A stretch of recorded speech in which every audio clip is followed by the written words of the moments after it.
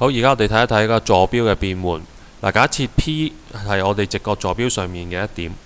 好啦，如果平移嘅話，咁點呢？我哋如果向下平移 K 嘅單位，新嘅影像坐標就係 x y 減 k； 向上平移 K 嘅單位呢，就 x y 加 k。如果係向左平移 K 嘅單位呢，就 x 減 k y； 向右平移 K 嘅單位呢，就 x 加 k y。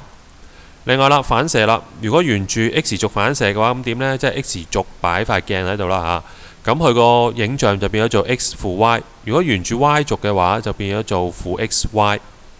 好啦，旋轉啦，嗱，順時針轉90度，即係逆時針旋轉270度啦。咁個影像就係 y 負 x。順時針轉180度，即係逆時針轉180度啦。咁我哋個影像就係負 x 負 y。好啦，如果係順時針轉270度嘅時候，即等同於逆時針轉90度啦。咁我哋嘅影像呢，就係負 y x。